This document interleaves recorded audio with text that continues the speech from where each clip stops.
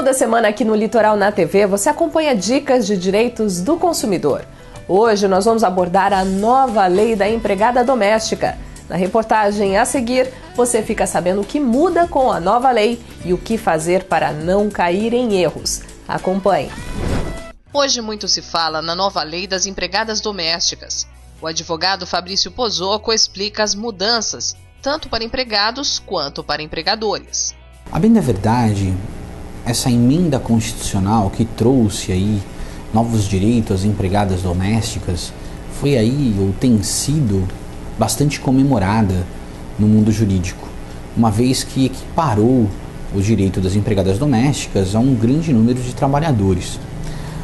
Na verdade, existe uma discussão muito grande, enfim, se essa lei teria sido benéfica, porque as pessoas aí, na verdade, que possuem trabalhadores domésticos em suas casas, teriam aí hoje grandes problemas para poder implementar essa lei, né? Na verdade, para fazer os empregados domésticos cumprirem a lei. Até mesmo porque existe muitas vezes uma relação muito grande de companheirismo, de amizade entre os empregados e os próprios patrões, seja em relação àqueles que dormem em casa, seja em relação aos cuidados daqueles que têm com os filhos, já, enfim, opiniões para ambos os lados e que devem ser discutidas. A nossa ideia aqui, na verdade, não é julgar quem está certo, se os patrões ou os empregados, mas sim comentar o impacto dessa nova lei. Em termos de trabalho, eu acredito que tenha sido feito justiça, até mesmo porque os empregados domésticos têm realmente esses direitos que há muito tempo eram reivindicados.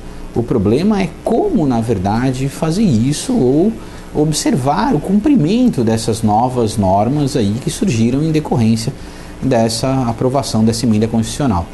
Pois bem, o empregado doméstico ele já tinha alguns direitos que eram assegurados pela lei. Então o empregado doméstico tinha o quê? Salário mínimo, férias, 13º salário, aposentadoria, licença maternidade, aviso prévio, carteira de trabalho assinada, enfim, vários direitos que eram reconhecidos a uma gama muito grande de trabalhadores. E agora surgiram outros direitos que esses trabalhadores tinham que o empregado doméstico não tinha, exatamente porque eram de difícil comprovação e de difícil situação relacionada a isso. Principal deles, que é o que está causando a maior polêmica: jornada de trabalho, 8 horas diárias e 44 horas semanais. Em outras palavras, o empregado doméstico atualmente tem direito à hora extra. O empregado doméstico atualmente pode receber hora extra. Mas como fazer agora para poder calcular o horário de trabalho do empregado doméstico? O empregado doméstico entra que horas? O empregado doméstico sai que horas? Nós vamos adotar um nível ponto para o empregado doméstico? Há que celebrar também que o empregado doméstico ele tem direito a um intervalo para refeição e descanso. Se o empregado doméstico trabalhar mais de 6 horas, ele tem direito aí, na verdade, a 1 hora para intervalo e descanso, 1 hora para almoço e por aí vai. E como é que fica nesse período de 1 hora? Se o empregado doméstico, na verdade, estiver atendendo ao patrão nesse intervalo de 1 hora, não for respeitado esse intervalo de 1 hora, essa 1 hora se conta como hora extra também no trabalho do empregado. Então, na verdade, já começou a causar uma polêmica complicada, né? Como que vai funcionar isso para poder conseguir computar essa hora ou não? Além desse problema da hora extra, atualmente, com essa nova mudança da lei, o FGTS para o empregado doméstico passa a ser obrigatório, não mais optativo como era antigamente.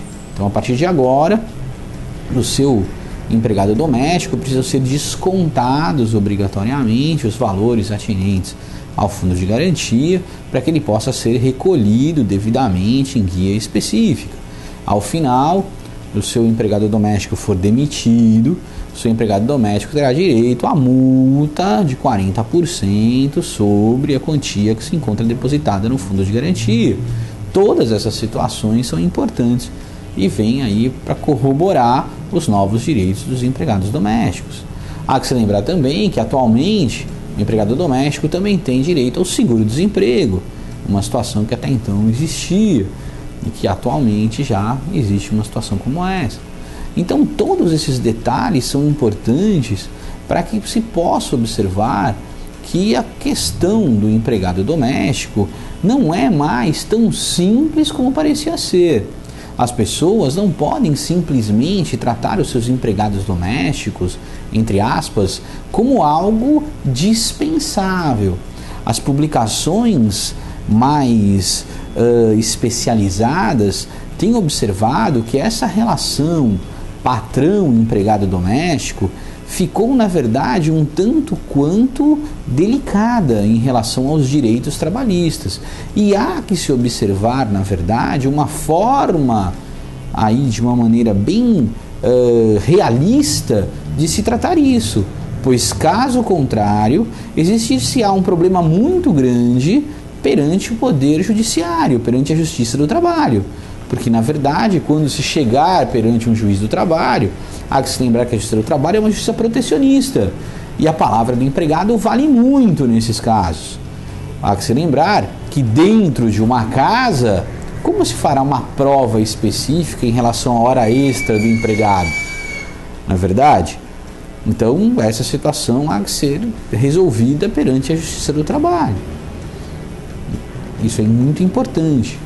Há que se observar, então, procurar sempre um profissional do direito, para que esse profissional possa, devidamente, através de regras específicas, através de situações específicas do cotidiano e através das máximas de experiência dele, poder orientar as pessoas em como fazer isso de maneira adequada, para que ninguém corra risco.